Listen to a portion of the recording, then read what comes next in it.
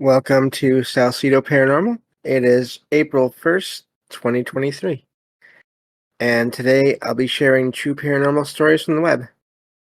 As always, you can find all episodes of the show, along with links to social media and other ways to contact me, at the podcast page. And that is salcedoparanormal.podbean.com. That's SALSIDO paranormal.podbean.com. Always happy to hear from you all, whether you have comments or questions or topic suggestions, or stories of paranormal experiences, whether they're your own or from others that you trust. Happy to either read those or have you join me on the show to talk about them. And if you would like to support the show, there are a few ways to do that. Of course, sharing it with others, liking it on the various platforms where you listen to it, and following and subscribing and all those things. And then, of course, I also have fiction and nonfiction paranormal books over on Amazon, and you can find that by searching my name on Amazon and also in the links that I will include in the episode description, and also by donating to the show if you would like, if you're able, if you appreciate the show, at the links that are also will be in the episode description, and they are in a pinned post in this Discord channel. So the stream chat Discord channel. So those are all great ways. I always appreciate it. Never expect it, but and thank you all for being here. I see you all there in the stream, and thank you all for listening. Whether you're listening through the stream or YouTube or the podcast feed, there will be another way to listen, and I will make that announcement. Kind of already did the other day, but I'll make that announcement once it is official. So we'll go from there. So I have some stories here to share with everyone today.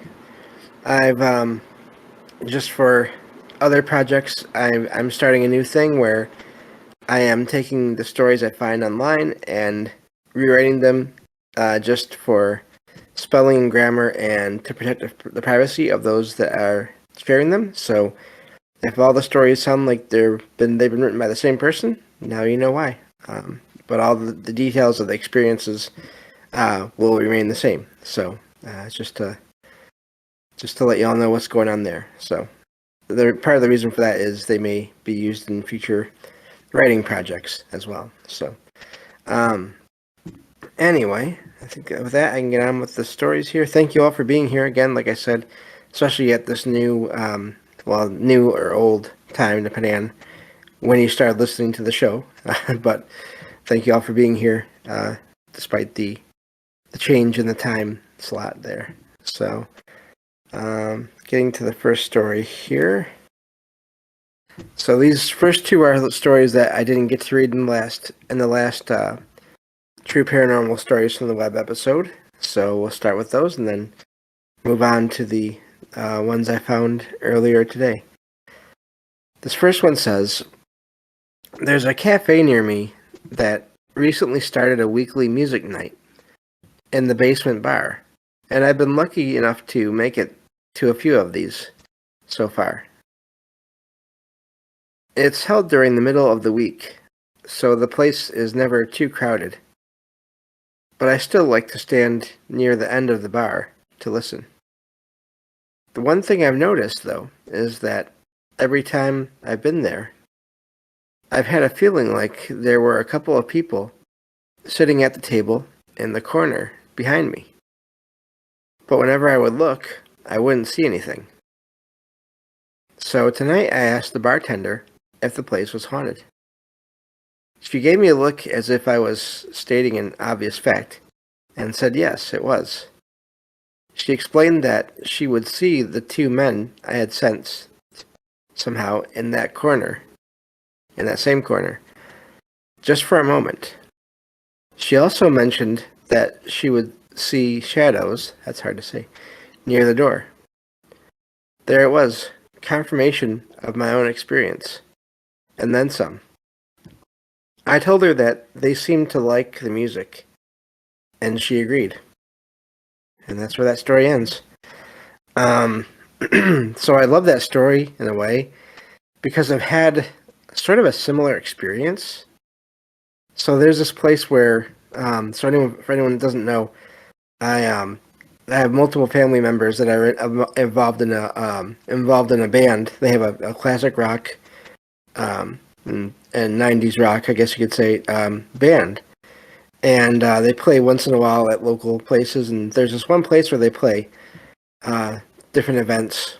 And I always feel like when the room is not crowded, or when I'm sitting close enough to the entrance to the short hallway that leads to the restrooms, there's always someone that's just standing there, and they're just listening to the music and watching everything, making sure everything's okay. And nothing ever happens there. It's just this feeling I get, and I've had another feeling before of this one time where we were there, and as the crowd started to thin out, it started getting later, closer to the end of the night.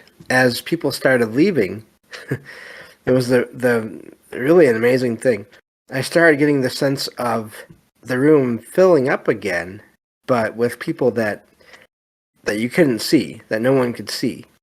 And it was really a neat thing because it was not negative in any way. It was almost like they were just they wanted to be in there by the music, and they just once there got to be a little more room, they came back in.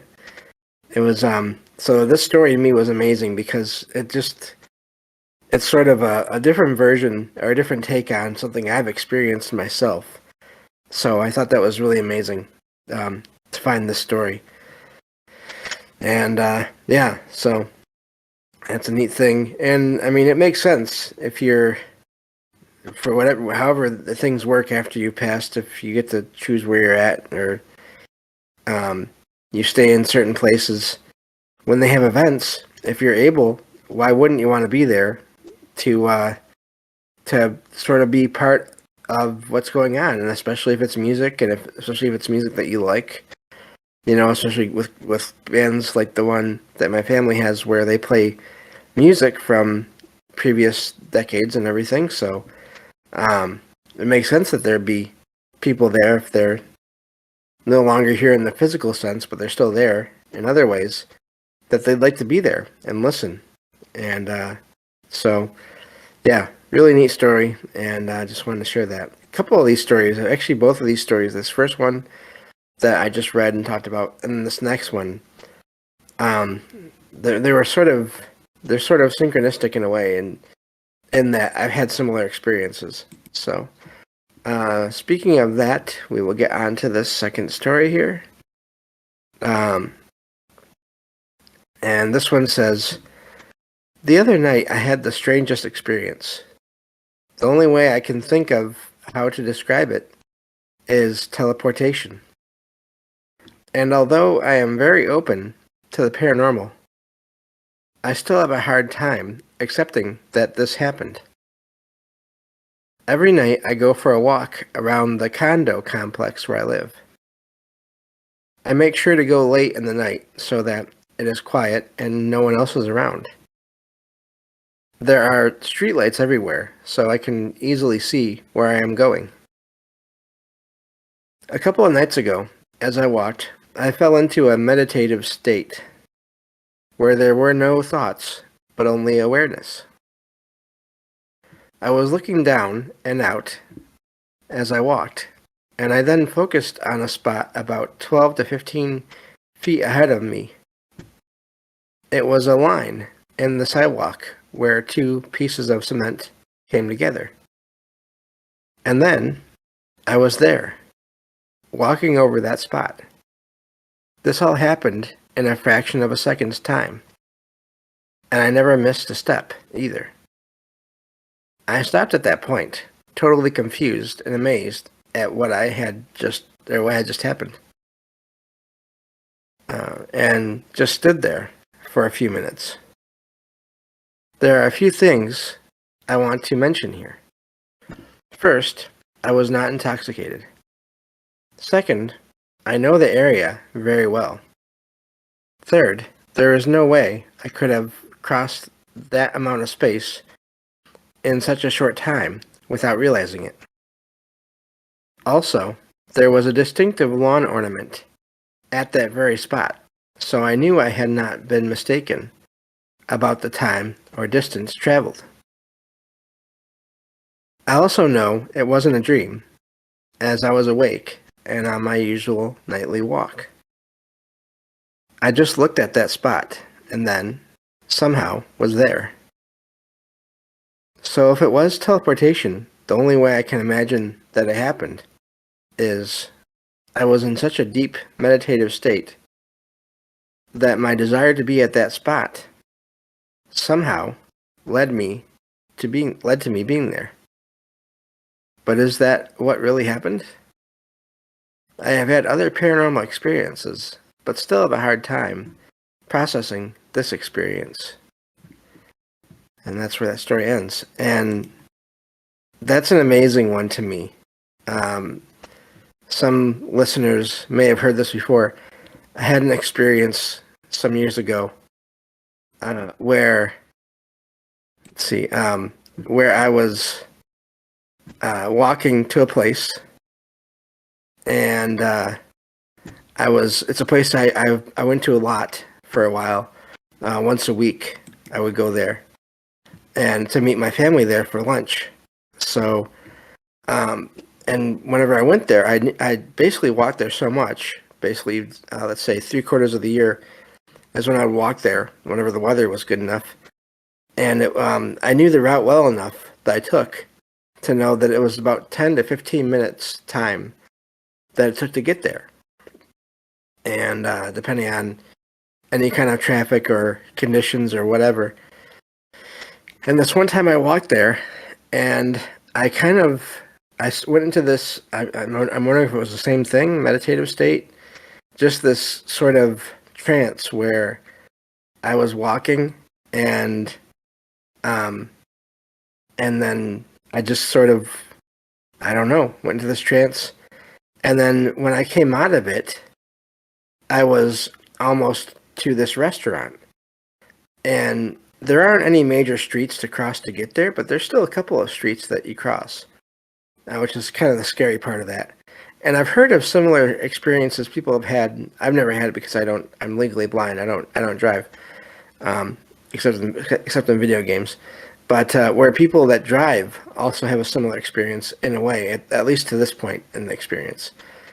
So anyway, I got there and I went inside and I was thinking, oh, I must be right on time.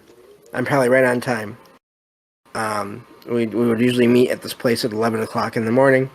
And I was thinking I'm probably five minutes before that or right near that time of 11. So as I was sitting down, I took out my phone to check on it. I had gotten there a full 10 minutes before 11. So, and it's a 10 to 15 minute walk. And I was not running. I don't run when I'm going places. I don't think it's the smartest idea when you have limited vision and there are driveways and streets to cross, and I just don't do that. I have no depth perception. I wouldn't do that. But I had gotten there in like 5 minutes time somehow. And I still have no explanation for that. And it only happened that one time, but it is a route that I knew very well. That place that we went to is not open anymore, so I don't go that route anymore. But a good part of that route is how I get into town if I ever walk into town. So I can understand why this writer is so confused,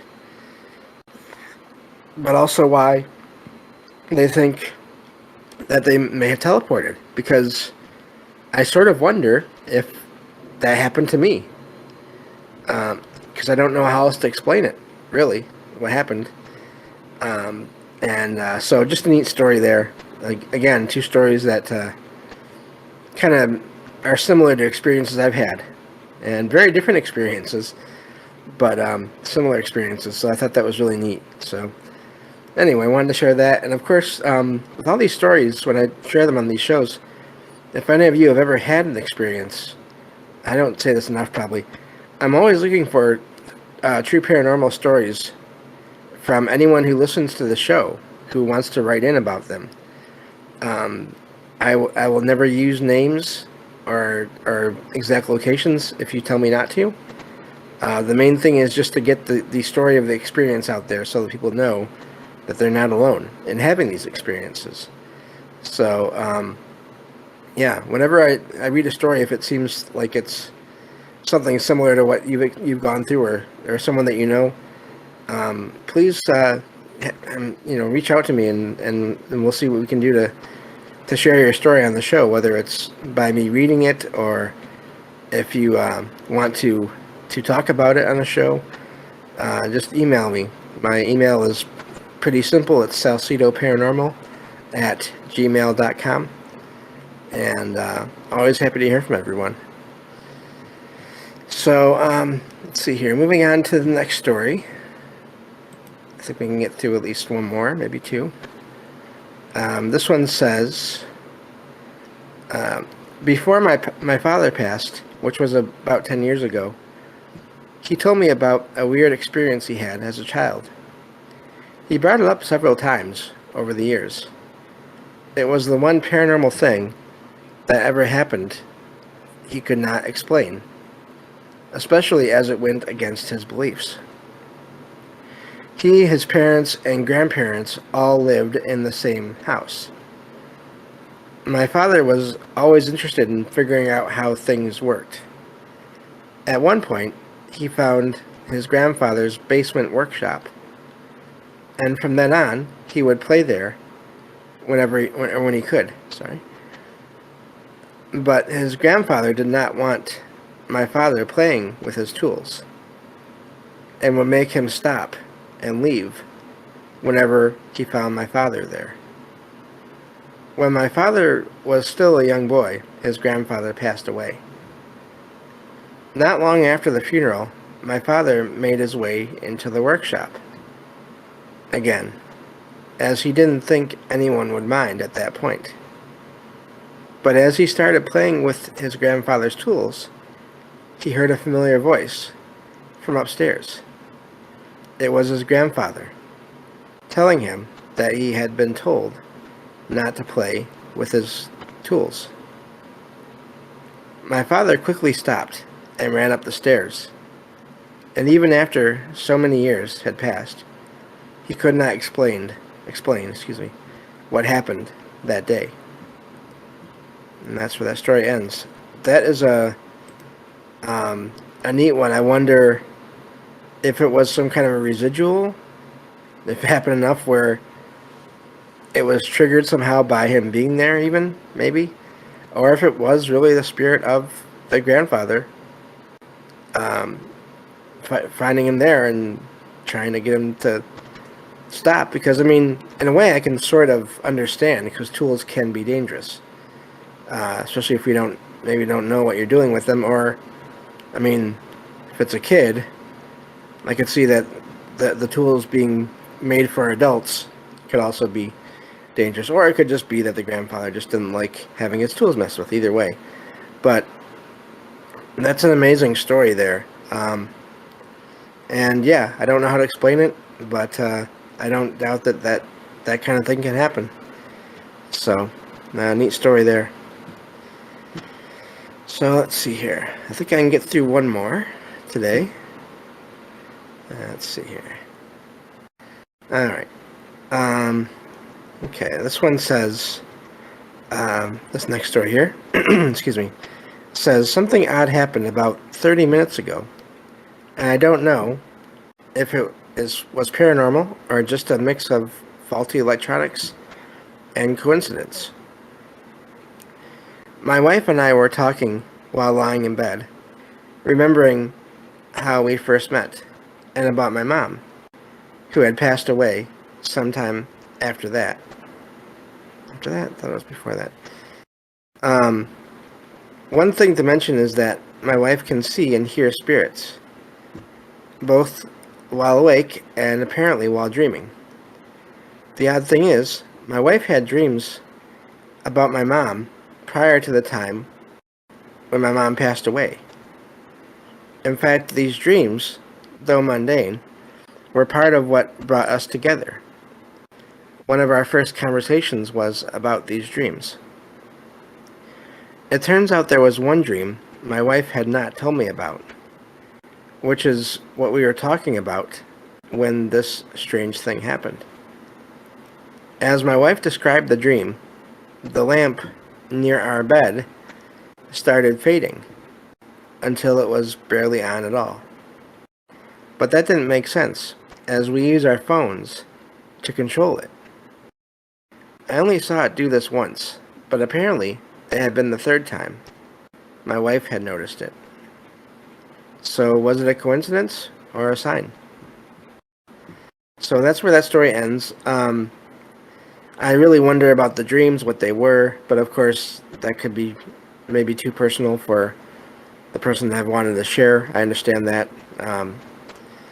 Yeah, the light dimming like that. I wonder if it's. I mean, it sounds like it's electronics. I mean, as long as the light never did that before or after, never malfunctioned like that.